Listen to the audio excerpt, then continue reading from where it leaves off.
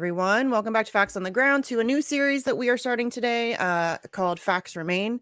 This is going to be kind of a true crime deep dive into cases that don't get enough coverage. So, like today, we're doing Amber Takaro, who was a missing and murdered Indigenous woman.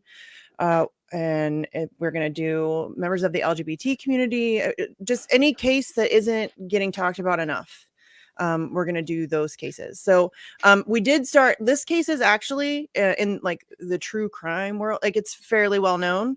But I wanted to start with something that I knew there was going to be a lot of information on. And there is a lot of information on this case because in a lot of these cases, there's not a lot of information. So a lot of like the really lesser known ones, there's very little information. Like in this case, for example, it was like a year before the press even mentioned Amber locally.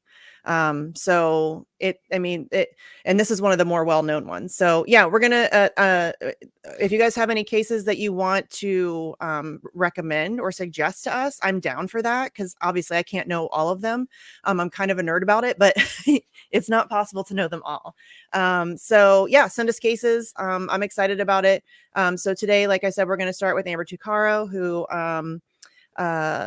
was this amazing mother, like sassy, like she kind of makes me laugh a little bit. You can tell she's sassy. Her mom, said that she was adopted. She was born on January 3rd. What did I say? 1990? Yeah. So she was adopted, and this family already had four sons. So she was the first girl. So as you can imagine, her brothers were very protective of her. But she was also like super independent. And so, yeah, she was just kind of this really tough, cool girl. And then, she had a son, and he was like 18 months old when she went missing. And so she had a son, and he was kind of her life, and she never left him anywhere. Like, and I relate to this because I was like one of those moms, a helicopter mom at first. You know what I mean? I was so paranoid. So like leaving my kid with anybody, I didn't do it. I did not do it. So I totally relate to that. But he was kind of her life. And so there's honestly, you guys, we're going to dive into this, but this whole case is filled with just like twists and turns, and the cops sucked. So yeah, we're going to dive into it. And I'm really thank you, Jesse, for like being willing to indulge me on this journey, because I think that this is really important. Yeah, absolutely. I think it's important too. And it's undercovered, as you said, and severely so. And it does tie into just about everything else we've been talking about, whether geopolitically or domestically. There are lots of ties that can be made there, and maybe we'll bring some of those up along the way.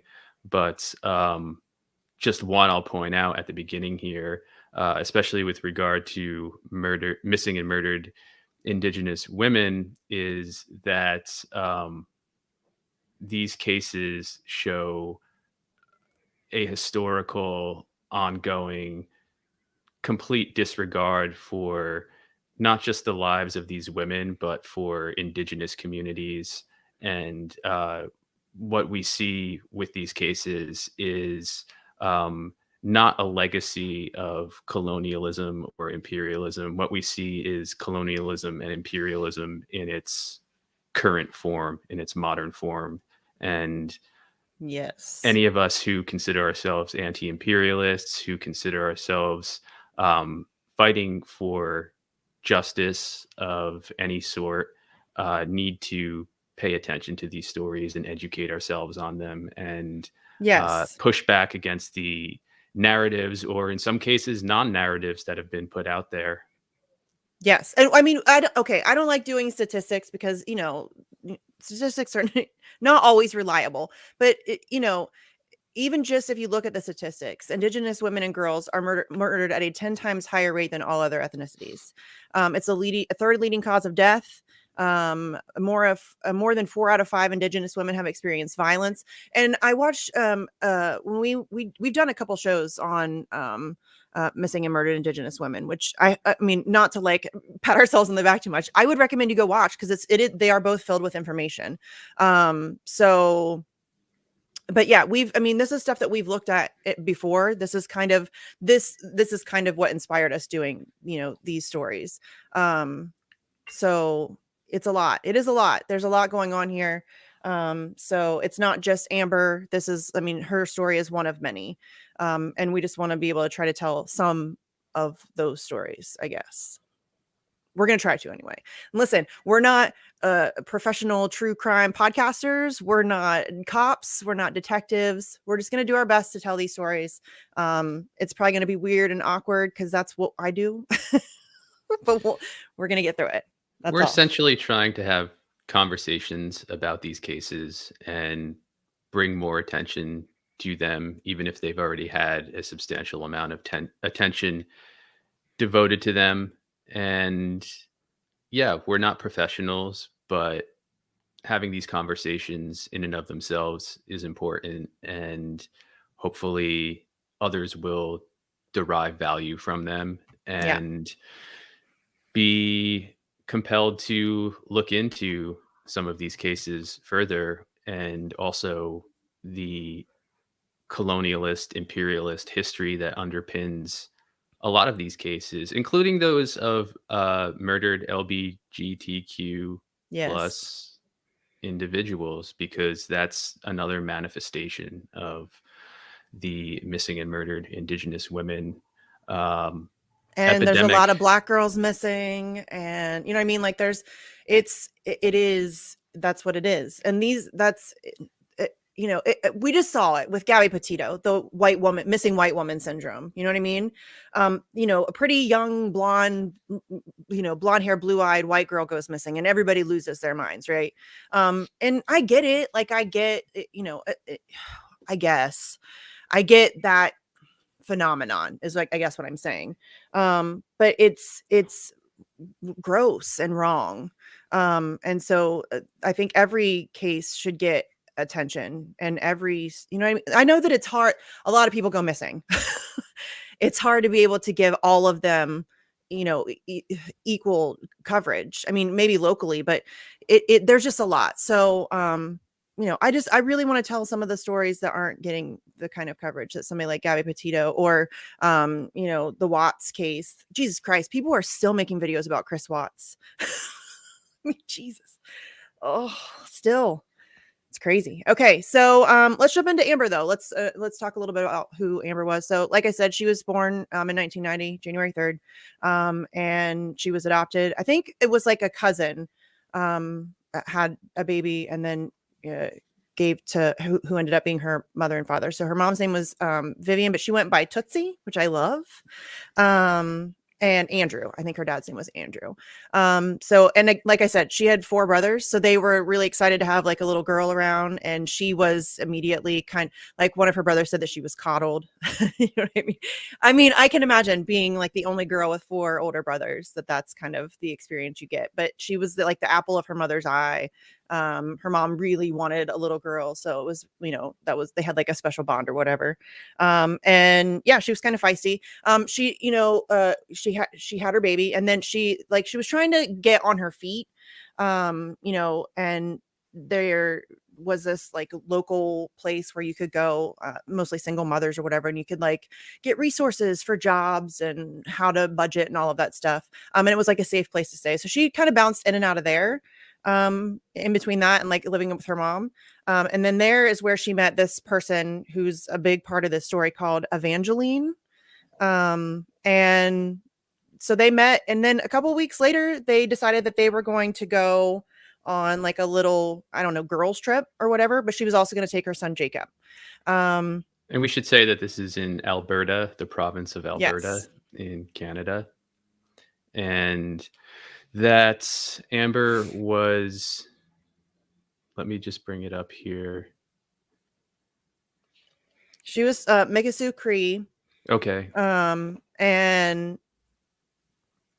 Yeah, in Alberta, but they were going to they were traveling to Edmonton. So, it's like a big city where they, it's like a rural area. There's not a lot going on. There's, you know what I mean? It's, Canada, wide open spaces out there. So they wanted to go like do like a girls trip and have fun in the city. So they went to Edmonton. They flew into town. They didn't stay inside Edmonton. So like as I'm sure you would imagine, the in the city, the hotels are much more expensive. So they decided to stay just outside of town. And then they were just gonna like travel back and forth, either bus or whatever. And there's also we should point out too, as we're telling this story, that there's a lot of contradictory information. Like the story has been told a couple different ways, and it's not it can be a little bit confusing. It can be um hard to follow because there's a couple different timelines, and it is a little weird, but just try to follow along with us because we can only do the best with what the information that we have. And Evangeline has told a couple different stories. So yeah, it's a little rough. So they end up going to Edmonton, and they're staying just outside of it. Excuse me.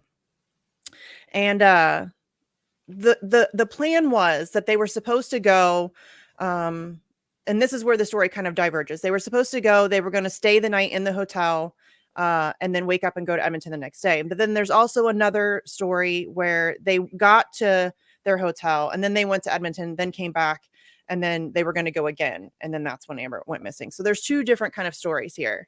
But they as they're at the hotel room, for whatever reason, and we don't know why. I don't know why we don't know why. But for some reason we don't know why, but Amber decided that she was going to change plans, and rather than just wait for the next day and they were all three going to go into Edmonton together, she was going to go that night. And nobody knows why. Like the friend hasn't said, at least not that we know of. I mean, it's very possible that cops are holding that information. They never tell you everything, actually. They never tell you everything. So yeah, it's I don't know. I don't know. But so she decides, for whatever reason, I don't know, just decides to go into Edmonton that night. And she decides she's going to hitchhike. And this is not, I don't want people to like victim blame. Oh, I can't believe she was hitchhiking. This is not uncommon. Especially in the Indigenous community, that's how they get around. That's how they, you know what I mean? So this was, so many people victim blame her in the comments of like true crime videos, and it drives me nuts. And that's common too, though, victim blaming. It's beautiful. But yeah, she Yeah, decides to go ahead. hitchhiking is a it's a product of circumstance for a lot of Indigenous women, but Indigenous people in Canada in general, because of the poverty levels, the lack of access to both private and public transportation. It is a long relied upon means of transport. And I strongly suspect that most of them would rather not do it if given the choice, but Yeah, obviously. Yeah. I so it hate when is. people victim blame for it, though, dude. It pisses me off. It's so, you know, I don't know, judgmental. Yeah, and let's not forget too that in the US in particular, there was a long period of time where people hitchhiked very consistently, and it was at one point considered safe to do so. And Yeah. then, of course, that changed over time in a lot of ways. But, it's not, the point being that it's not that that Indigenous people in Canada, as an example, hitchhike because they're looking for a thrill or because they're lazy or whatever other kind of pejorative way you want to frame it. It's a product of their circumstances Yes. in large part. Yes. Anyways, so Amber decides she's going to hitchhike. um, and unfortunately gets in the wrong car, I guess. You know, in the wrong place at the wrong time, I guess you could say. But this, okay, so before we dive too deep into this dude, let's, this is what we know. She goes out, it's around 7:30 at night. She goes out to the main road near the hotel or the motel that they're staying at. Well, And one thing I want to add to where they were staying just outside of Edmonton is that there are a lot of bars and liquor stores in that area and what are known as man camps located nearby. a And lot of truckers. right, and a lot of truckers. And the man camps, for anybody who doesn't know, are camps where workers, particularly workers who work in oil fields, stay. A lot of these workers tend to be transient in the sense that they'll come in and work for a period of time, make their money, and then leave. A lot of them tend to make their money and then go out on the town. And a lot of these workers are white males, non indigenous individuals. Yeah. Um, and a good film example of this is the film Wind River. If you haven't seen it, I would recommend watching it. It's not a perfect representation of what we're talking about, but it does give you a very good idea, especially of these man camps and how they have become centers for violent men who will come Yes. in, make their money, and then really plunder the indigenous communities around them, which again speaks to that colonialist, imperialist aspect of what we're talking about here. Yeah. And I mean, we've had them. I mean, they're not necessarily. I mean, they are kind of. I guess they are man camps. But I've even had them here in my little town. Like Mhm. they come to do. There's some construction project. There's something going in, and then all of a sudden there's. And I used to work in like a bar. I used to be a bartender, and so they would come in all the time. For that 6, 8 months, whatever it is that they're there. Yeah, and then they kind of overrun the place, which is good for tips, but not great for safety. Right. You know what I mean? Yeah. Yeah. So yeah, and there's also a lot of truck like this is like a highway, so there's a lot of truckers that go through this area as well. So Amber goes out to the main road, and she gets into the wrong car. Pretty quickly after she gets in the car, she already knows something's wrong, and she calls her brother who is in like a I don't think it was jail. It was like an incarceration center. Like that's what they called it. So jail. He was in jail. Um, and so so there's this 17-minute recording, which I'm going to play for you at some point here, so that because I think the more people that hear it, although some like part of me doesn't think that even that's going to help, because I think if you're listening to it, it just sounds like a guy, so it's not, I don't know, it would be difficult for me to identify this person. There's a couple like people are suspicious of some people, which we'll talk about later, but I don't know, it's just by the voice, because when you record somebody it is distorted to a certain degree, and it's not right up to his mouth, so so it's hard. Like audio recordings are always pretty difficult for me anyway. But there, I mean, the fact that we have it and so there's 17 minutes, but we only have about a minute of it. Yeah, and there are, again, with the disparity of stories that we mentioned earlier, with regard to the phone call, there's a there's a suspicion that she was on the phone with her brother, or stepbrother, I should say, because she was on her way to visit him. Where he was incarcerated was not far from where she was staying outside of Edmonton. And if you look at the visiting hours, she, from the time she left to when she would have arrived and been able to visit him for probably the short period they allot at the facility, um, it matches up that that could have been where she was heading. And that she was on the phone with him because she hadn't shown up yet, or she was letting him know that she was on the way to this facility. And this facility records all of the phone As most calls. do. Right, all of the phone calls that come in, so that's why this recording is available.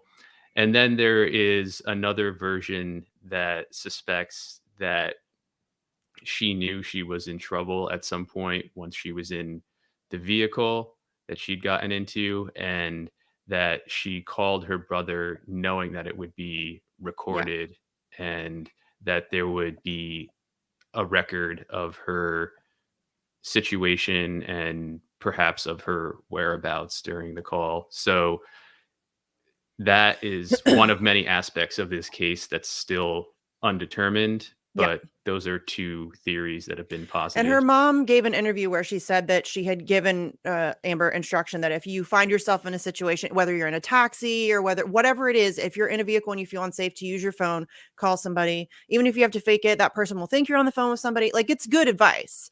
But also, I wish that Amber would have been like, I don't know. Maybe she. I don't know. We don't know. I don't know. Maybe she was trying to conceal the fact that she was even on the phone. I don't know. We don't know.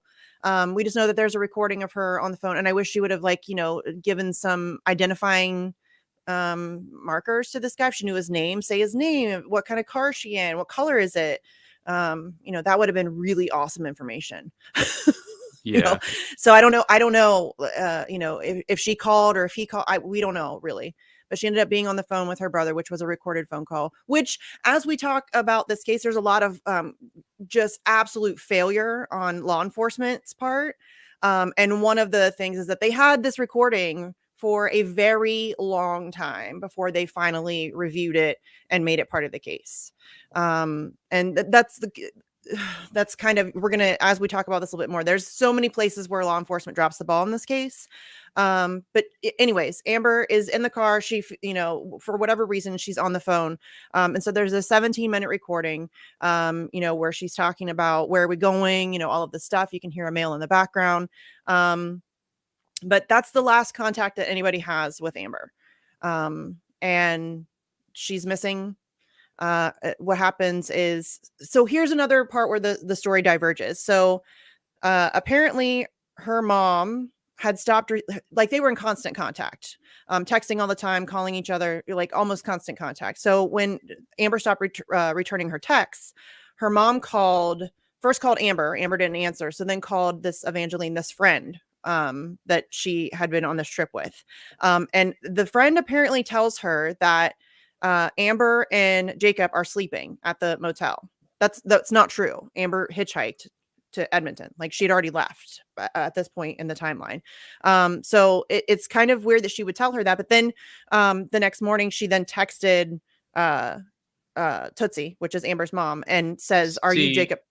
sorry Go to ahead. cut you off, No, but no, no. Go even ahead. even within that point, that little point is a lot that we could speculate about, that perhaps Evangeline Set her told her up. mother. Well, perhaps Evangeline told her mother that because she didn't want to put her mother in a state of fear that Evangeline had hitchhiked into the city. That Amber had, yeah. That Amber had, I'm sorry. And or it could be for some other reason. But Right. I bring that up to point to the fact that even when you really drill down in this case to details like that that might seem trivial, many doors open up for Yes. speculation as to the motivation of the actors. Yeah, that's what's so frustrating about these cases. Like, we were talking about this before we went on. Jesse and I were there. Like, it's awesome to have these audio recordings. But at the same, it's kind of like if you're a true crime nerd, the Delphi case or the Brandon Lawson case. Like, there's audio, but it's kind of hard to hear, and it's kind of hard to, you know what I mean? And we don't have the whole thing on this in this case. So these, I mean, it's awesome to have it, but it also can make it very frustrating because it opens up so many more doors, and it's just the fact that this case isn't solved yet is crazy. And the fact that it has uncovered so many other different things, like, I'm getting way too far ahead of myself. See, here's what I do. This is what I do. Get too far ahead of myself. But there's a lot surrounding this case. It's nuts. Like I said, there's like so many twists and turns, and then there's all these different, like, periphery things that are going on. It's nuts. But yeah, anyways, this is the last time that Amber is heard from. And they didn't even get the recording. What was it, a year or was it 2 years that they had the recording? Oh, I'm forgetting now. I don't. It was 2 years. I think it was In 2 years. 2012, they Yeah. finally turned it over, I believe the full 17 minutes to the family, but to the public, There's uh about a minute. right, and you can find this on YouTube. I'm gonna pull it up. Here, we'll play it right now. I'll pull it The up. CBC published it. Let me make sure I know where it's at because I have way too many tabs. Holy crap. Okay, hold on. Is that it? That's it. Okay. All right. So this is the audio that we have been given as the public.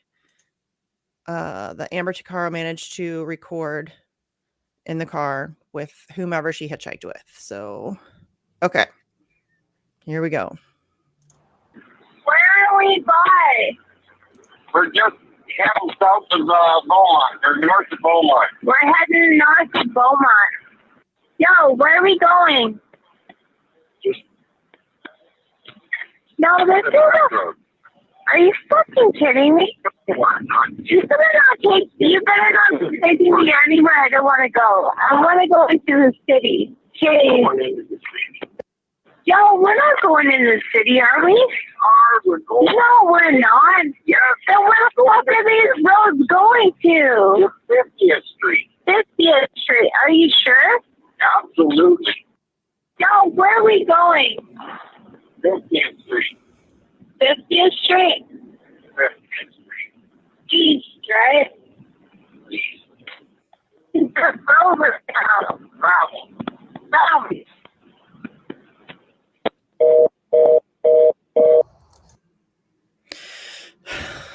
So that's all we have. That's all they've given us. I want the whole thing. Yeah. I want the whole thing. And I think that they should give us the whole thing because they fucked it up. Like, they fucked this case up. RCMP you guys. Wait till you hear. We're going to get into it. They totally screwed it up. I think that they need to give the whole 17 minutes up. But that's all we have. That's share that with people, especially if you live in the Edmonton area, because in my personal opinion, this person is local. This person knew where they were going. That's my opinion. Just examining, this person knew the roads, knew what they were doing.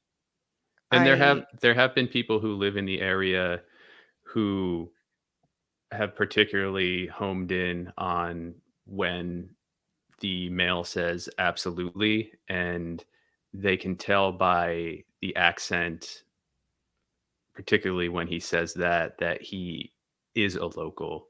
And then you combine that with the fact that he seems to know these back roads quite well. Mm-hmm. It all adds up to the high likelihood that he is, or was, depending on whether or not he's still alive, a local. Yes. And listen, there's a better than good chance that this is a serial killer. There's been other bodies found in the same area. This is not uncommon at all. You guys, are so many unsolved serial killers out there. Really, a lot more than we even know. A lot of the times the cops don't even connect murders to each other. You know what I'm saying? There's a lot. I want to bring up too that if people who are watching and listening go back and listen to that recording, and this was pointed out in a short documentary on this case I watched on YouTube, which I can share. I'll send to you, Misty, if you want to drop it in the link in the chat. Yeah, I just dropped the link. The video that I watched, there's like some guy who's talking about they're trying to figure out what happened to her, blah, blah, blah. I just played the part with the recording of the phone call, but you guys can go watch. I dropped the link in the chat to that video that we just used. So this other video was done by an Indigenous woman named Carly Cheyenne. She has her own YouTube channel, And she, as she mentions in this video she put together, that she grew up not far, I believe, from where all of this went down, near Edmonton. And she also points out in her video, looking at the recording, and people who are watching and listening here can check it out for themselves. But she points out 2 points in the recording where, one, although the subtitles say that Amber says okay, Mm. if you listen closely, it sounds like perhaps she's saying somebody's name, and that name being Jay. That could be due to a distortion in the recording, or it could be what she actually said. And then at another point, as is pointed out in the video, the documentary that we shared, uh, it sounds like there's a third person in the vehicle who's laughing in the background, although it's hard to tell if that's the driver or the radio, or if it is in fact somebody in another seat in the car. So again, just one more large question open for Yeah. speculation and theorizing. But maybe somebody who's watching or listening who has training in audio breakdown could parse that out. But it's there to listen to, and it's a very good point that's brought up by Carly Cheyenne in her mini documentary. So there is that aspect to the recording as well. Yeah, that's what makes these cases with these, because it is open to interpretation. The Faith Hedgepeth case is another. Like, that was a huge, I have listened to that recording so many times, and everybody hears something different, and it's, it's hard to make a judgment on some of this stuff on just an audio recording. But yeah, it's hard to tell exactly what she's saying. I agree with you, though. It does not sound like she's saying okay when it says that she says okay. That's not what it's, I don't think that's what she says at all. Now I could be persuaded to think a couple different ways about what she's saying, but it's definitely not okay to me. Yeah, so that's the recording. That's all we have. So I guess we should go from here, like what happened after she went missing. So the next morning, her friend Evangeline, who has her son Jacob, texts Tootsie and says, "Are you Jacob's mom or Jacob's grandma or something like that?" And her mom said that she immediately knew that something was wrong. Like, something was wrong. So she ends up calling, the mother ends up calling RCMP, and telling them that Amber was missing. Now, as we go through this series and we talk about these missing people's, this is going to be a very common thing that I'm about to say. The cops didn't take it fucking seriously. That's going to be a very common thing for me to say. In all of these cases that we are going to cover during this series, it's like almost 100%. They did not take her seriously. They told her, "Don't worry about it. First, we can't wait. We have to wait 24 hours." That's bullshit. Right. That's not true. That's not true. Don't ever let them tell you that. That's not true at all, at all, at all. If you think that somebody is missing, you can report them missing right now, today, like right this second. They Yeah. have to do it. Especially because the first several hours, after you realize that somebody has gone missing, are the most crucial. I mean, most people are dead after like 3 hours. So it's crucial. I mean, that's Right. just the reality of it. It's the longer you're missing, the worse it is for you. Yeah. And I don't know exactly why or where the 24-hour stipulation came from, but it seems to me that it's just it's a bureaucratic stopgap so that just imagine how many people might have been found. right. It seems to me to How be many a people died bureaucratic because of that? stopgap to reduce caseload pressure, but whether whether that's true or not to no pun intended with the name of this show here, but the fact remains that the individual is still missing. So you're going to Yes. have to deal with it at some point as a law enforcement official. So why Oh, not? in So this why case, not they were deal with it sooner rather than later? Especially as we just said, since the first several hours are the most crucial hours. Just like in homicide cases, as many of you probably know, the first 48 hours, there's that show, the literally a first show. 48, right, Yeah. are the most crucial in uh, providing a good chance or a better chance of solving a Yeah. homicide case. But also I want to point out the fact that as we're talking about this, where you don't have to wait 24 hours, especially this happens, especially in I can tell you that for people who, indigenous who are missing, it is immediately, oh, they're out drinking, they're out partying. There's this awful stereotype, that cops toss around. Oh, they'll turn up in 24 hours hungover, whatever. It is very common. So like actively fight back against that shit. Like you have to be noisy. I mean, it's unfortunate. The fucking cops do. And even her family was noisy and they still fucked it up over and over and over again. Right. It's terrible. Yeah. Which So go ahead. which I just want to say, there's the saying, never attribute to malice what you can attribute to why is the word evading me right now? Incompetence. Never attribute to malice what you can contribute just as equally to incompetence. But as we go on here, we'll see, I think, and it'll become very clear that this is not incompetence. There is something malicious going on. I think it's both. Right. I think it's both.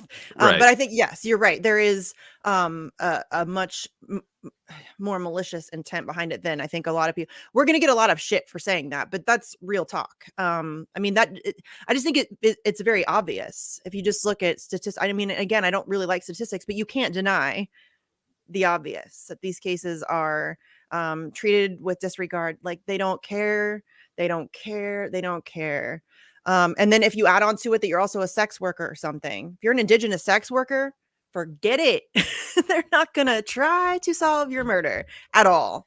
At all. And I think that that's undeniable. I mean, that's the institutional racism within our policing system. Mm-hmm. Period. That's why it needs to be dismantled and we need to start over. But yeah, this is a very common thread again through all of these stories that we're going to be talking about on this series. It's a very, very common thread. It's really sad. So yeah, I don't remember where we were at. Her mom. Oh, her mom. So her mom, calls RCMP, reports her as missing. They blow her off. She's probably just out partying. So they, are trying to do the best that they can. And it's just this repeated, like they wouldn't talk to the family. They wouldn't work with them. They didn't interview anybody. They didn't interview Evangeline. They didn't interview her mother for like 4 months. Not an interview was done for like 4 months. They didn't really examine. So obviously like her suitcase and all of her personal belongings were still at the hotel. They didn't examine any of that stuff really. They didn't talk to the friend. They didn't interview her mother. They didn't do anything. They did diddly jack squat for this family. And shortly after she was put on the missing persons list, she was removed because somebody apparently said that they saw her at a gas station, and also apparently she was active or it seemed that she was active on social media, both of which were enough to remove her from the missing persons list. Yeah, and her mom had to fight to get her back on the missing persons list. Nobody, the cops didn't see her. That's like, I don't mean to laugh, but if I don't laugh, because it's ridiculous that some gas station attendant called them and was like, hey, I saw that girl that you said was missing. And they're like, oh, okay, good enough for me. And took her off the missing persons list. That's ridiculous. Yeah, the first thing they should have done is gone to talk to that gas station attendant. See if there's surveillance. Right. See if there's any videos in the gas station that they can see that it's actually her. Dude could have, just seen some girl that kind of looked like her and been like, hey, I saw that. Done. That's all they needed. That's ridiculous. That makes no sense whatsoever. So, and then her mom had to fight for a month to get her put back on the list. But when she was taken off the missing persons list, they destroyed the evidence that they had for her. So all of the stuff that they had kept, and this is very curious to me, because why wouldn't they just give it back to the family? They just threw it out. They Yeah, discarded that's it. what I'm saying. Like, why wouldn't it's her property? What I mean, in most cases, when like somebody dies or whatever, you give the person's belongings back to their family. Like once you're done with it, you give it back to them. It's their stuff. And they didn't do that. They just threw it away. They just threw it away. Evidence. They just threw it away, which is very weird to me. It's very fishy. Right. But just another, like, just absolute. Again, I don't know if you can justify that as just being incompetence. No, that seems to me to be a total lack of concern for human life and for solving this case or making any substantial moves towards solving it in any way. It seems like those are the actions of so-called investigators who simply do not care. Yeah. Yes. I just don't know why. Like, even I, as like a layperson, I would not throw away something that has been held in evidence for a potentially missing persons case and just toss it out, not give it back to like, that doesn't even occur to me that would be a thing. You would just throw it away. That's to me, I can't imagine that anybody's that incompetent. I guess it's possible. Listen, I guess it's possible. But seriously, there has to be some kind of just really, it is just disregard for, like, they just don't give a fuck. It's in the way. Let's just throw it out. So, But whether it is incompetence or intentionally done, somebody needs to be held responsible for that, because that's a gross violation. there's no accountability Right. ever. I mean, they'll do platitudes, which we'll talk about later, but there's never any real consequences for any of these people. So yeah, people, I just want people who are watching and listening to keep in mind that the Canadian government has repeatedly put out rhetoric that pass as apologies to what have been done to the Indigenous people of Canada, promises to always these promises to do better, to learn from their mistakes. There have been cultural sensitivity seminars that they've put on for RCMP officers. they spent a lot of money on a report. Right. It's all window dressing, and not just Amber's case, but if you look at the huge number of missing and murdered Indigenous women, it shows that despite what they say in public, despite the pomp and circumstance of their official apologies, they really do not care. And again, No. I want to keep hammering home this point that this is not a legacy of colonialism and imperialism. This is its modern form. Yes. And we see this in the US as well, as we'll I'm sure get into in future cases we cover. Yes. Oh yeah, it's all over North America, and Australia, and New Zealand. Yeah, it's a big problem, but you know, yeah, there's a lot. I have like 6 cases in my head flying through my head right now. Actually, there's a lot. But yeah, with Amber's case, what I think is so frustrating too is just that it's not just one instance of fuckery. It's they couldn't have screwed this up more. It's like they were purposely trying to screw this up as much as humanly possible. I mean, to not interview anybody for 4 months, to get rid of then put her on the missing person, or take her off the missing persons list, throw away all of her stuff. Yeah, it's just a repeated over and over and over again, complete, just unbelievable failure. It's crazy. And Yeah. the fact It's that like disgusting. the best that they had to offer this family was like some lame weak ass apology. Uh Yeah. it is just really gross. So 2 years went by between the time Amber disappeared and when the RCMP released the 60 seconds we just played. And coincidentally or not, again, another aspect here that is Up up for in the air. speculation. Coincidentally, I believe it was, well, it was the same week 4 that days 4 days after the recording was released, Amber's body was found, remains. remains. Really just a That's skull. right. Yeah, really just her skull was found in a field area 17 minutes from where she was staying outside of Edmonton, if I'm not mistaken. I don't think it was 17 minutes because it was kind of like a loop de loop. So there's a Reddit post who's somebody who claims to be a local. But they drive these roads all the time. This has been tested out as well, but you can pretty much map it out from where she would have been picked up. There's like some, because in the recordings you can hear them talking at her talking. She sounds very confused, like what roads are we on? You know what I mean? Like Mhm. what is this? They're back roads. Some of them are even gravel. Gravel's mentioned in the recording. So a lot of, or this local person who was on Reddit said that there's like a route that you could take that you would go like up north and then basically do like a loop de loop. Again, in my opinion, this is likely a serial killer who's a local, and this is something he's very comfortable with. This is a location he's very comfortable with. So, you know, the amount of time that it would have taken for the 17 minutes, that's about the time that it would take to do this loop de loop.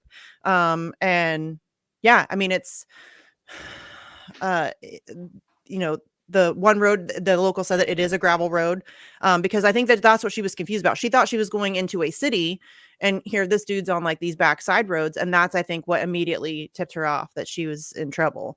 You Mhm. know, there's this guy trying to pretend like he's, you know, just taking her on the back roads. I think they even talk about that. He even says in the recording that it's back roads or side roads or something like that. Yeah.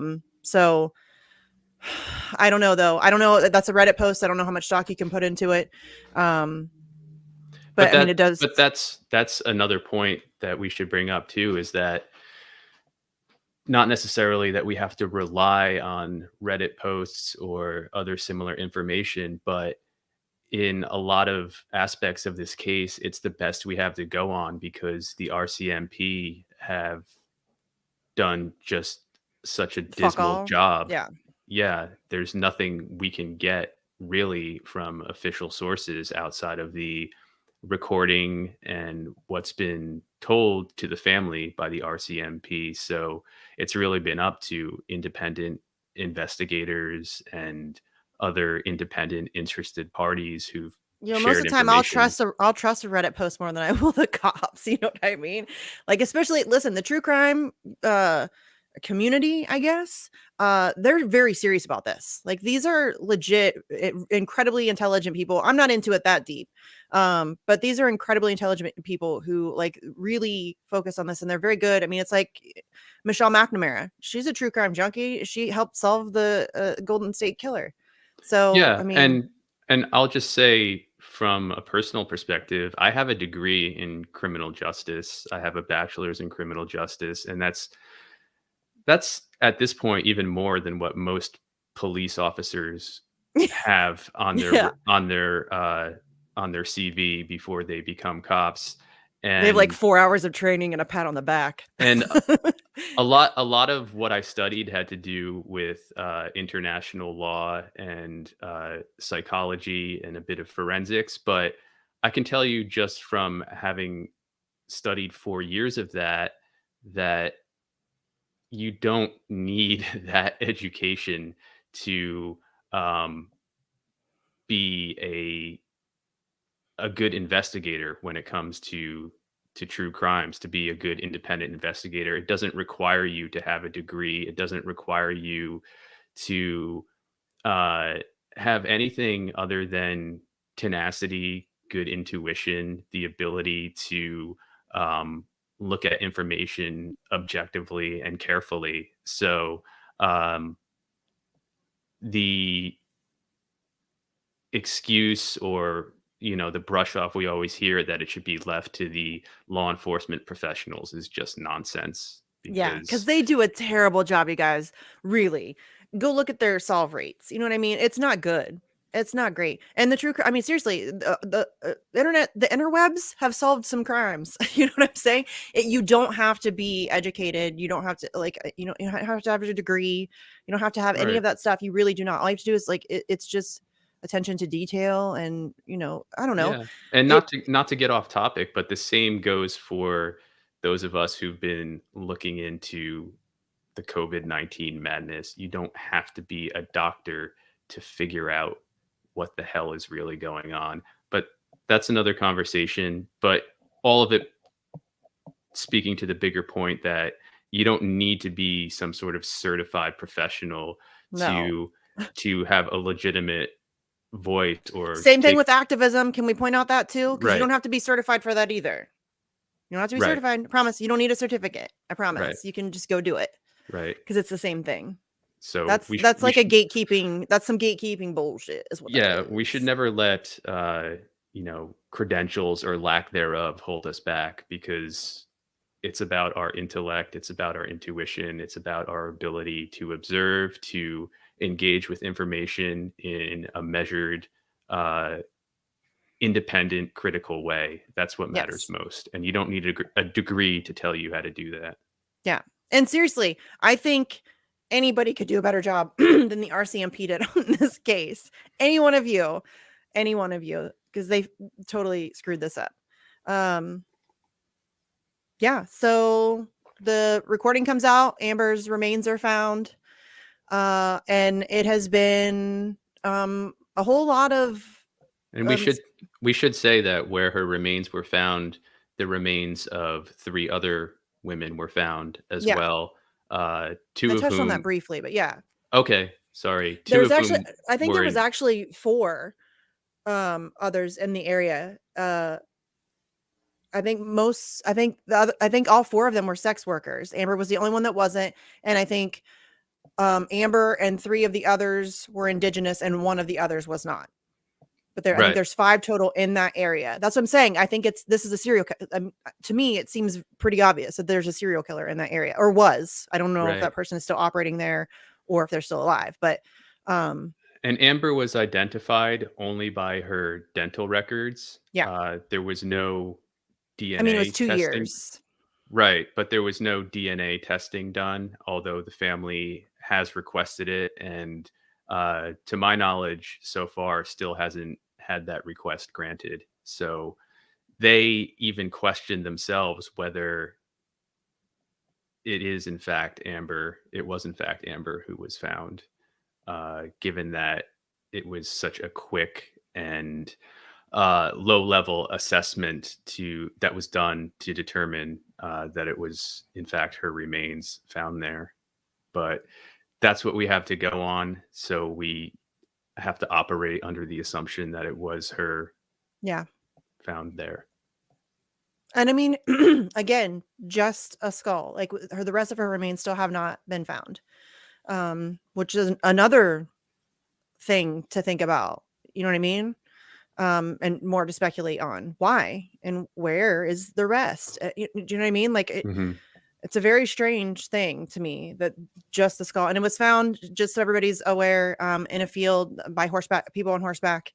They were just riding through, and they found it.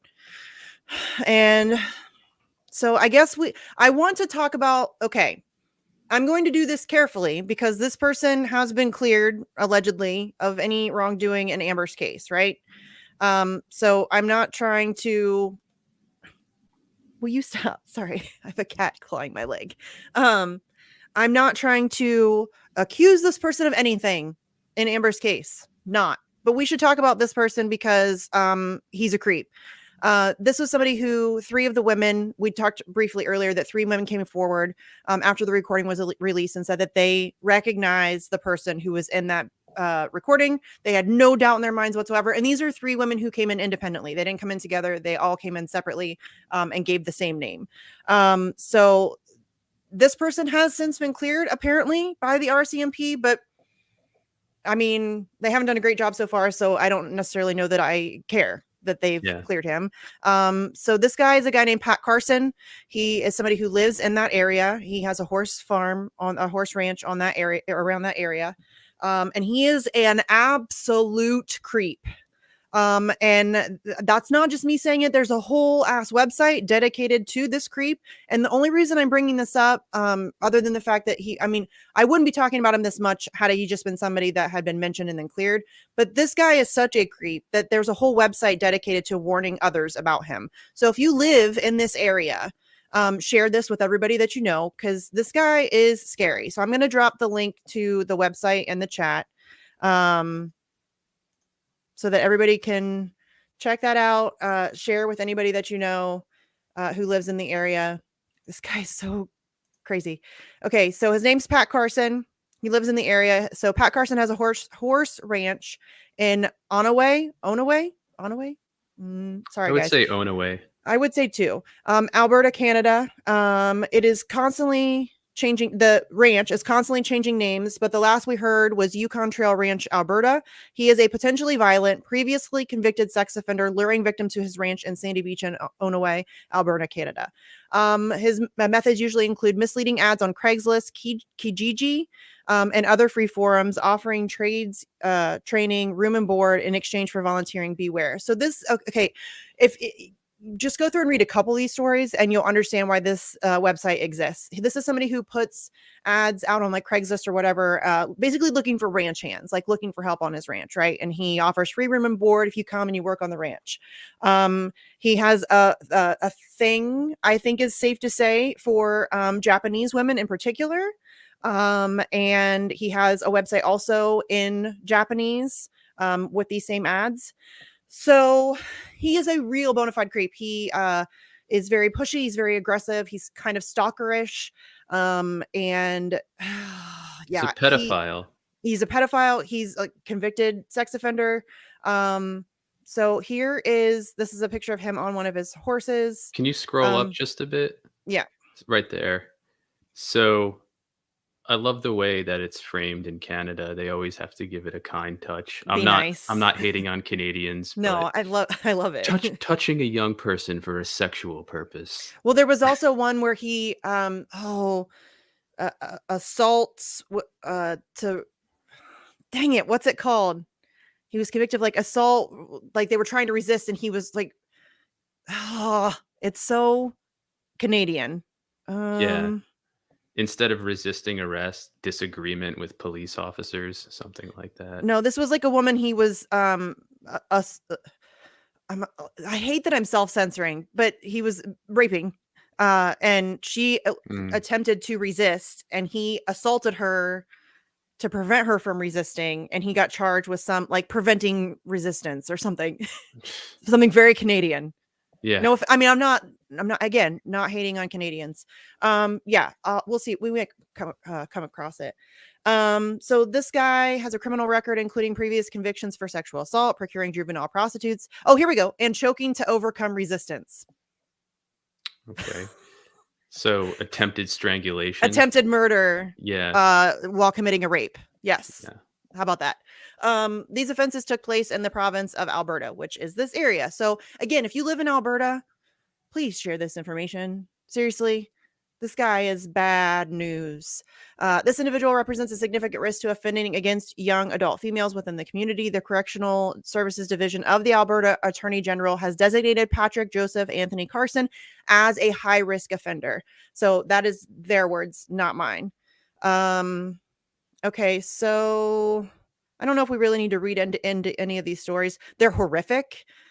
He sounds like a really... I wish I had a better picture of him. I don't really see his face. Oh, yeah. Share this around Alberta, you guys.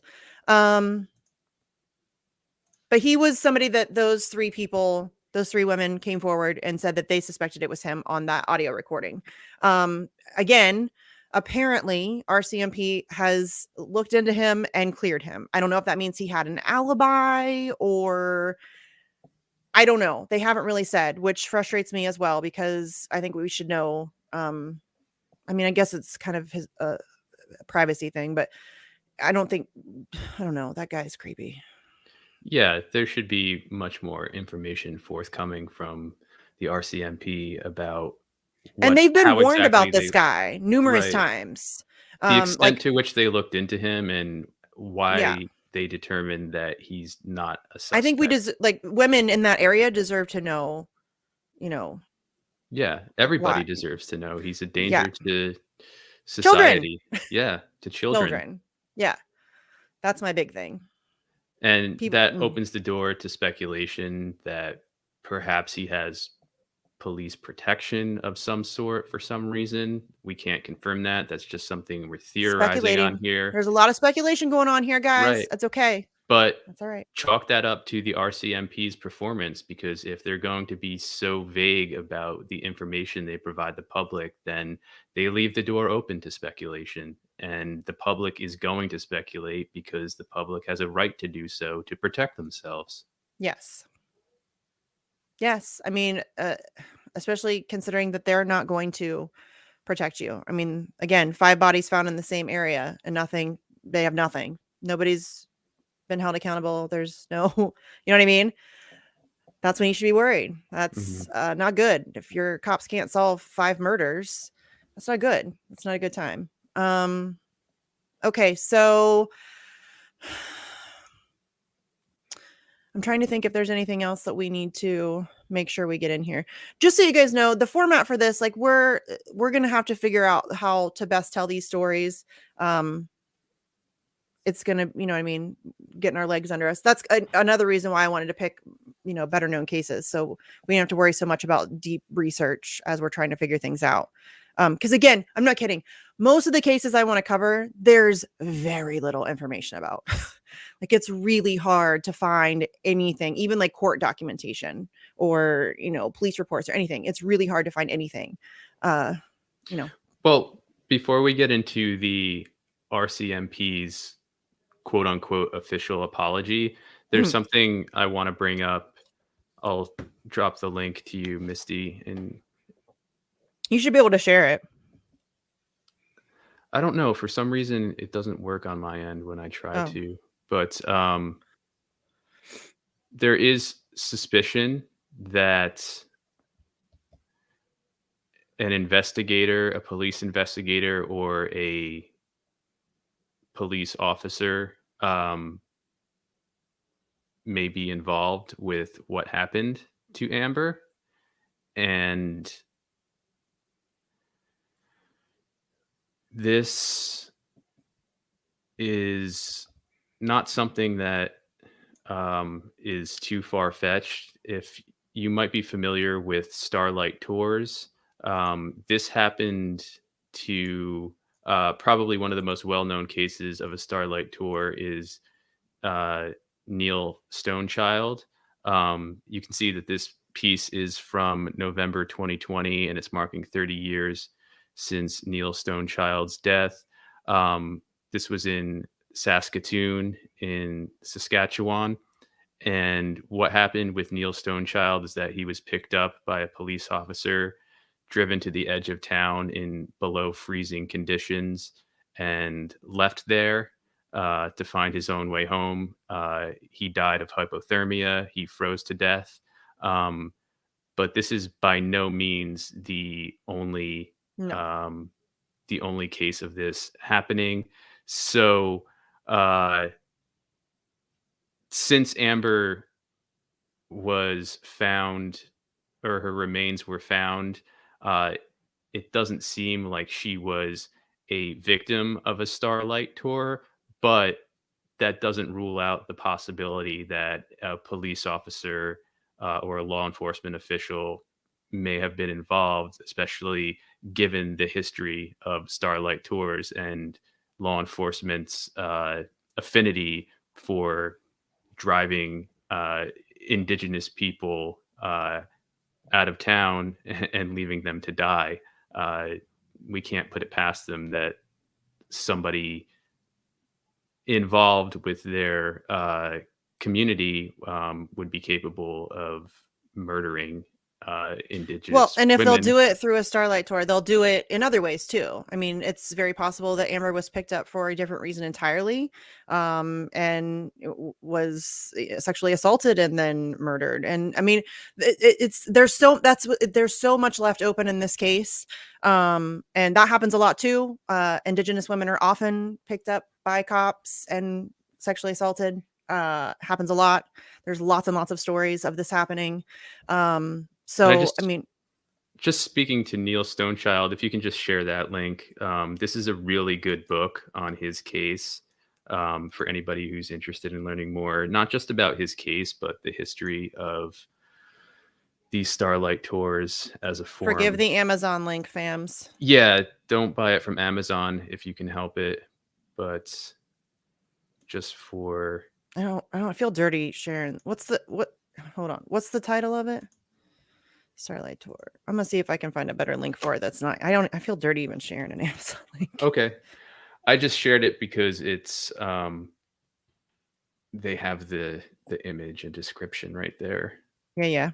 I'm just gonna see. Like, there might be it might be on the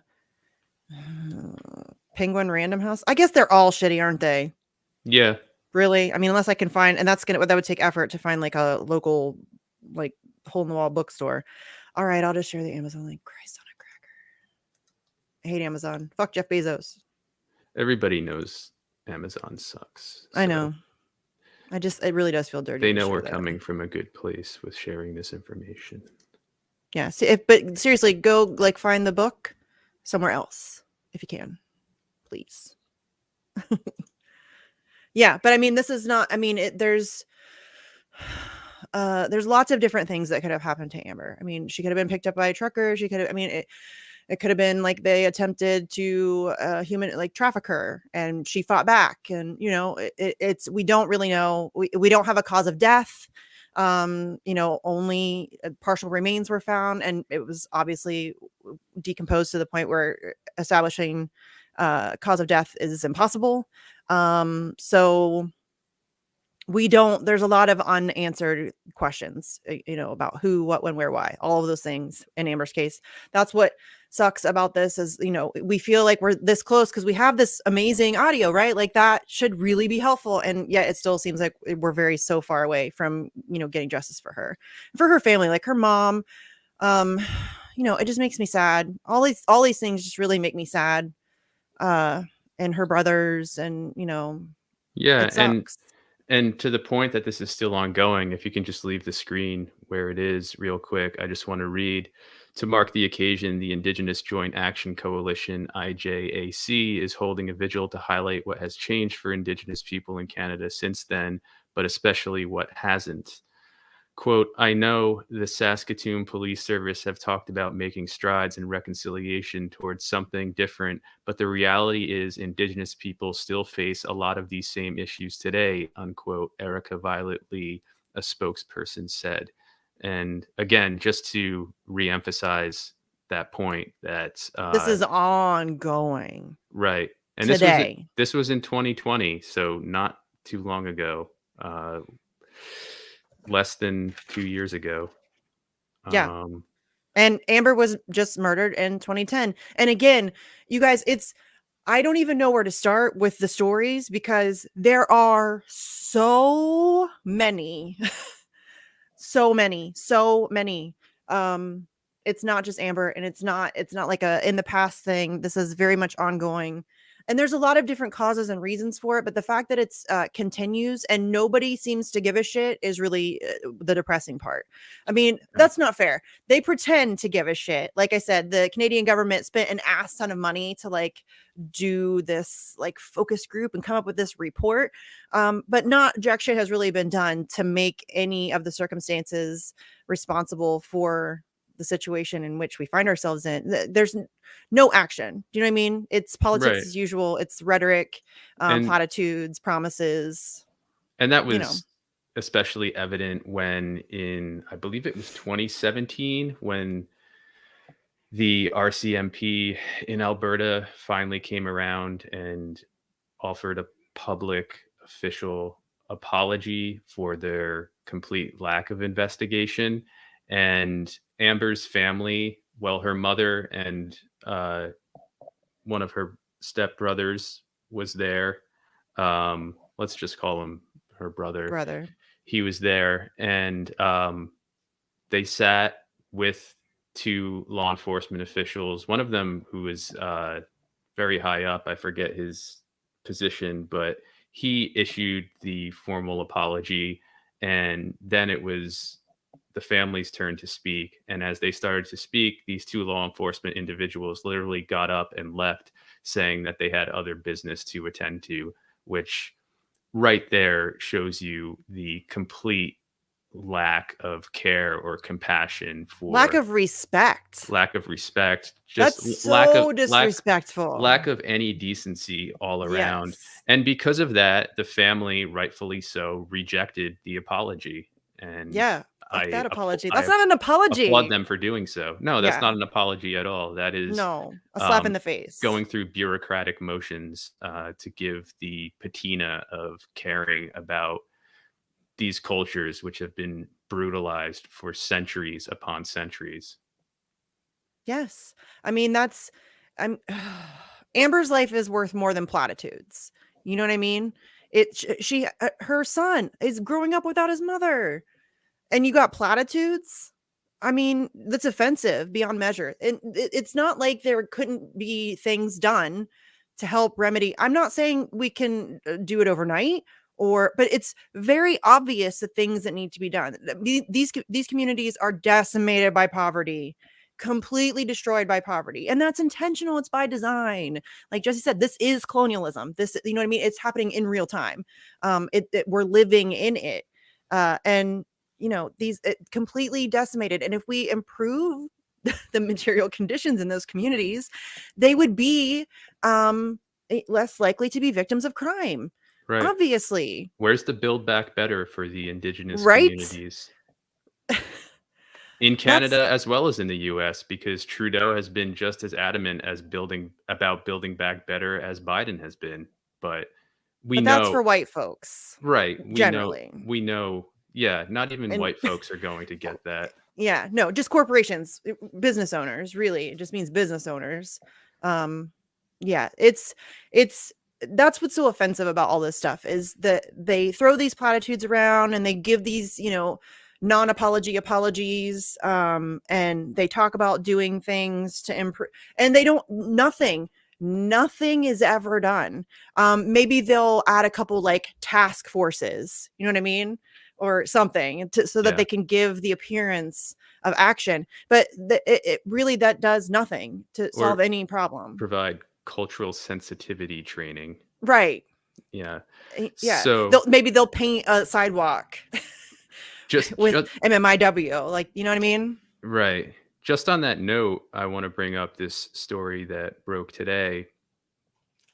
Tribes reach 590 million opioid settlement with J&J and distributors, J&J being Johnson & Johnson, obviously.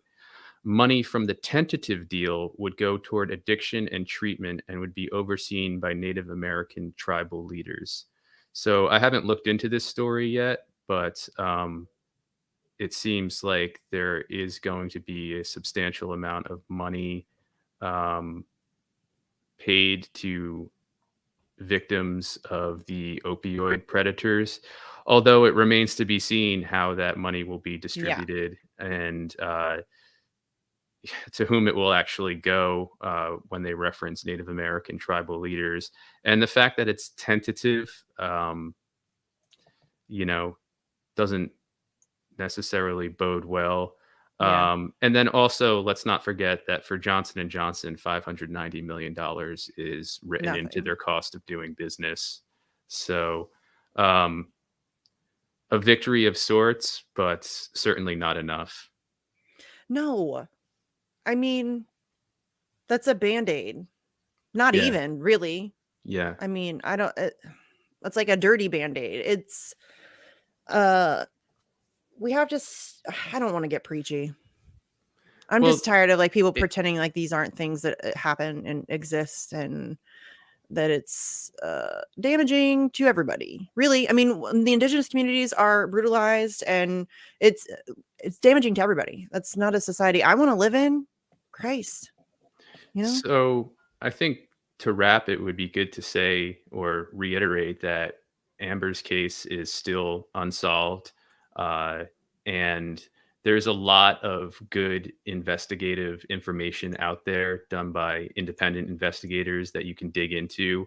A lot of nuances and theories to look at.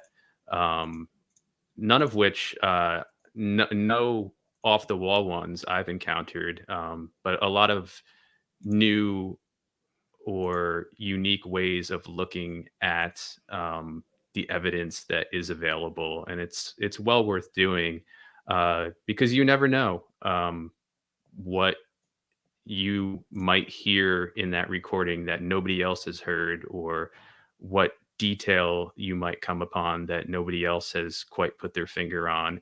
And that's usually how these cases are broken wide open, is through independent investigation and people really digging and parsing the finer details. So, um, and again, this is just one of countless cases of missing and murdered Indigenous women. We'll certainly be touching on or looking into a lot more um, in the US as well. Probably in other countries as well. We'll see how this develops. As Misty said, this is our first foray really into this, and we're Yeah, and I finding. feel like I need to be more. I don't normally like to have like scripts, but I feel like I was a little all over the place. So I'm maybe we'll put like some information in order, because it's a lot of these cases. There's a lot, like, it's a bounce back and forth around information. You know what I mean? And it's hard to keep it like in kind of in a linear storytelling format. And I want to make sure I'm doing justice and getting all the facts out. You know what I'm saying? Um, so yeah, we'll tinker around with it and kind of get a feel for. And we're open to constructive criticism. Constructive criticism. Don't be an asshole just to be an asshole, because I'm probably just going to ignore you, or fuck Yeah, with this you. is a learning this is a learning process for us, Yeah. and if anybody watching and listening does have constructive criticism, we are wide open to it, and we invite you to come along on this learning journey with us. And the most important thing here is telling these stories and Yes. giving them the exposure they deserve, because as we've seen, they are largely tossed aside by law enforcement. And it's up to us, and especially if we're in the anti-imperialist, anti-colonialist fight, um, getting the truth out, or as close as we can to the truth out about these stories, and doing what little we can to try to bring about justice for these crimes. It's imperative that we do so.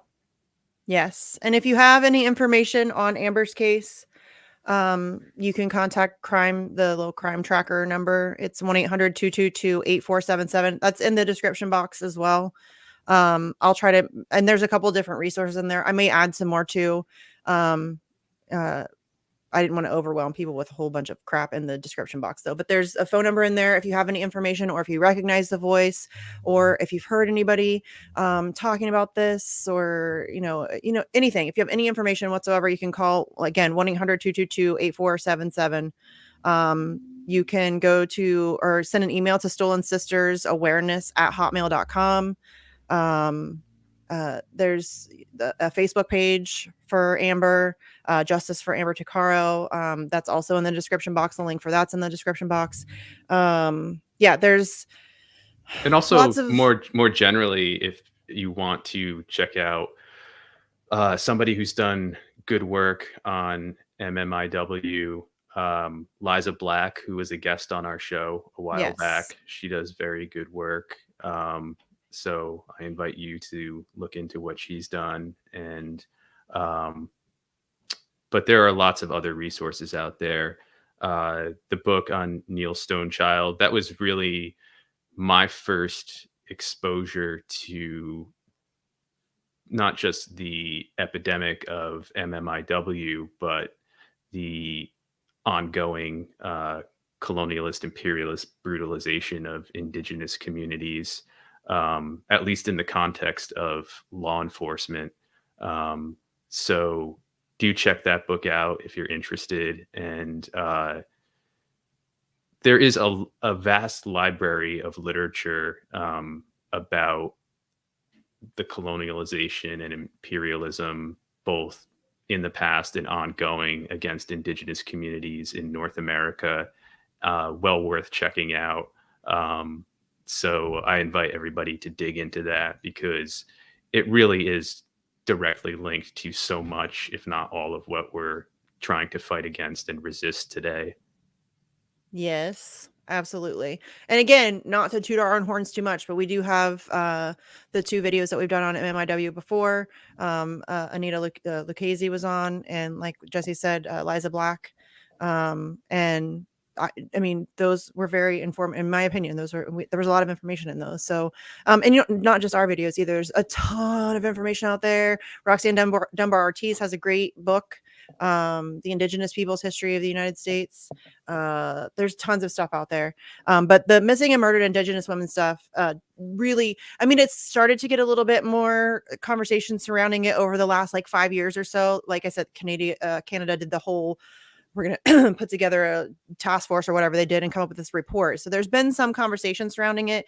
And that's been building, and we need to like keep that going and keep talking about it a lot, because there's so much.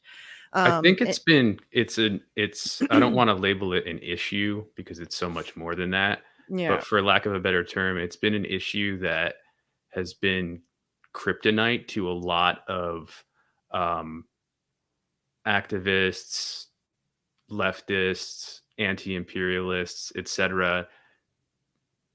Because, well, particularly those who are white, like we are, because a lot of people feel like, being white, that it's not their place to delve into this matter. And I think the opposite is true. I think the fact that we are white and we are privileged puts an obligation on us to do our part to delve into these cases, these stories, these issues, and to fight in solidarity with indigenous people, as opposed to just leaving it up to them because we're afraid of some sort of cultural mismatch, or whatever you want to call it. And it is a balancing act. Like, obviously we don't ever want to speak for these communities, Right. ever. But I agree with Jesse. I think it's important that we, you know, use our ability to have these conversations, in a way to fight in solidarity. And so I'm never going to try to speak for these communities, but I do want to raise their put their stories out there. And I mean, I don't have a huge platform by any stretch of anybody's imagination, but I mean, I feel like the least I can do is use it to get stories out and get information out and have these conversations. And it's never meant in any way to offend or to, no, of course not. So yeah, I mean, I would really like to see these cases get more coverage. I'm a true crime nerd. Seriously, I really am. And so I know about a lot of these cases, and especially missing and murdered Indigenous women. That's like a cause that's important to me.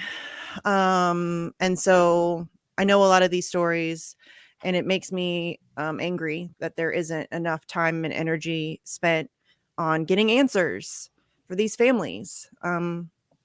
It sucks. Yeah. So, and correct me if I'm wrong, but it's not just that you're a true crime nerd. It's that you have a passion for true crime because you have a passion for justice, which I suspect is true about so many of the people who are involved in true crime, the true crime culture, if you want to call it that. I would consider myself among those people as well. I don't go into it, or I haven't been going into it as deeply as you have for quite some time now, but in the end, we're not doing this to satisfy, um, some sort of hobby desire that we have. No. It's motivated by a fight for justice, just like everything else, all of the other things that we cover on the show. And that's not meant to sound Yeah. altruistic, but just provide context to what we're trying to do Yeah, here. we also don't want to cross the white savior line at all. Hmm. Like, that's not our intentions here. But seriously, like, I was 8 years old and asking my mom for a book about serial killers for Christmas. Like, I was that weird kid, So Yeah. it is my whole. It's not just justice. I mean, that's a huge part of it, but it is also, I like the psychology. I find it fascinating, all of Right. that stuff. So, Right. but yeah, it is a lot about just finding justice for, Yeah. you know, I would say it's not about being voyeuristic in any way. mm-mm. No. And I think that there can be a lot of YouTube channels that are very voyeuristic. Right. Right. But But I would that's also not like what to we're hype. about or trying to do. I would also like to hype, because this is kind of like a crossover. It's like we're a political channel doing true crime. So it's like this weird, I don't know what that's gonna breed. Because like you said, like the true crime community is so there's a lot of like potential activists hanging out in the true crime community that maybe we could reach over and pull over. Yeah. Um, And that's overall, these are conversations that are necessary to be had. And these are huge historical and ongoing problems we have to pay attention to if we're serious about fighting the enemies of imperialism, colonialism, um, because we're seeing other new forms of imperialism rolled out as well in the form of biomedical imperialism, again, which is something we will cover on our other shows. But I just want to draw that connection there that imperialism has many forms and is still happening. Um, today, right now, and all around you. this is one of them. And again, I feel that it's our obligation to shed light on what's going on in this arena as well as all the others. As much as we can. I mean, we're only two people. Let's calm down, Jesse. Yeah. I'm tired. I don't know if I could do all of it, Yeah. I'm excited though. Again, if you guys have cases, I don't know, how did we decide how often we're going to do this? Once a month?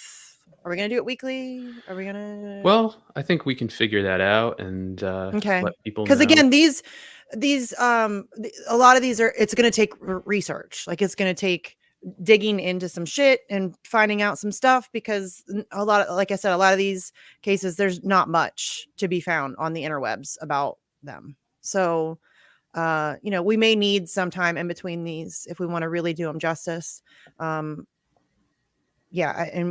I would like to figure out how to do better, like adding videos and photos as we're telling the stories. We can show maps, we can, you know what I mean? But I'm really terrible at the technical stuff. So I'm going to have to work myself into that. So just be patient with my dumb ass, please.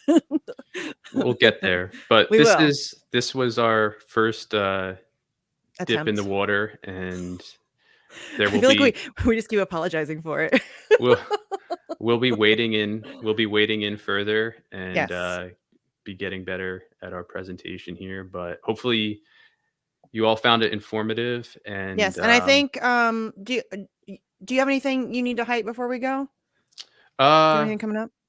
Well, we have our Facts on Friday coming up this Friday, as always, at 4 p.m. Eastern. And then Thursday, we'll be live with Alex Rubenstein, who just wrote a piece for The Gray Zone regarding a Gates Foundation affiliate, so to speak, who was very much involved in overthrowing the government of Zimbabwe, if I'm not mistaken. I haven't gotten to read the full piece yet, but we're going to be talking to Alex about that, which is certainly something important to cover, because especially when it comes to the Gates cartel, they have had Africa in the crosshairs for a long time, and Decades. this is another manifestation of that we need to keep on the radar, because again, what the Gates Foundation is in the end is an imperialist entity, and it sees Africa especially as its playground, whether it's sterilizing women, whether it's trying out new quote unquote vaccines on test subjects. It's really disgusting what the Gates Foundation has done to the continent of Africa. And it's no surprise that somebody involved with the Gates cartel would be involved in regime change. So we'll be getting into that with Alex. His piece is up at the Gray Zone, so check that out if you have the opportunity to. And Yes. that'll be Thursday at noon, Noon correct? Eastern. Yeah. Yeah. And then we're supposed to have a vigil tonight. I don't have a guess, but Jesse wrote a song, so maybe we might just do like an hour, because I do have some updates in whistleblower land, whistleblower world. There's some Daniel Hale mail updates. There's some stuff. So we might just go live at 9 and just do like an hour, which will probably end up turning into 2 hours just because we're having conversation or whatever. So, yeah, we're having a vigil. And then what else do I have? Okay. Vigil tonight. Tomorrow I have Bitch, 7 Eastern. Don't know who's coming on that show either. We'll see. Thursday I have Free the Truth with Glory Jones on KRTD Media. And then Friday I have another vigil at 9. Of course, we have Facts on Friday at 4. I think that's all my stuff. I always forget. Just follow me on Twitter. That's where all my stuff will be, if I remember to tweet it. I'll just point out too that I'll be doing weekly contributions on Rick Munn's show, Locked and Loaded, which is on TNT Radio. It's a radio show, but are you doing, because he does 5 days a week? Are you doing 5 days a week, or are you just doing once weekly? Just once weekly. Okay. So that'll be Mondays. It's really early Eastern time. It's 6 a.m. But that's the last slot on his show. So that's how I start off my week. But we've been covering a lot of ground. We've been covering, of course, the COVID-19 madness. We've been covering the unending desire of the US, UK, and NATO to start war with Russia. We talked a lot about the Canadian truckers convoy, as well as the other ones that are happening around the world. We really dig into a lot of events for about an hour or so. So if you go to tnt.live, you can find the streaming radio there. They're a 24/7 station. You need a link tree, homie. Yeah, I'll get to work on that. They have a lot of good presenters. Patrick Henningsen has his own show on there now on Tuesdays and Thursdays. So I'm really psyched to be contributing to Rick's show. His show is called Locked and Loaded. He does a really, really great job. He's a friend of ours. He's been on the show several times in the past. So if you're up early, check that out. If not, there is a page where everything is archived. Yeah. So I will find that link and share it on Twitter. So if you're interested, that'll be up. So yeah, that'll be every Monday at 6 a.m. Eastern time. So early. Yeah. But again, there will be archived versions, which I will share. So cool. That's all I got on my end. I'm pretty sure I already got all my stuff out. If I forgot, then it is what it is. So yeah, I guess I'll see you guys at 9:00 Eastern for the vigil. Thanks for hanging out and listening to Amber's story. That's really the most important thing. Find out, dig into it some more for yourself, search out some resources, share the information, talk about it. Amber deserves justice, I think. So thanks. We appreciate you hanging out with us. We love you guys. Seriously. Hi, Lucky. I see Lucky. All right, guys. We'll see you soon. Thank you all. Peace. Bye.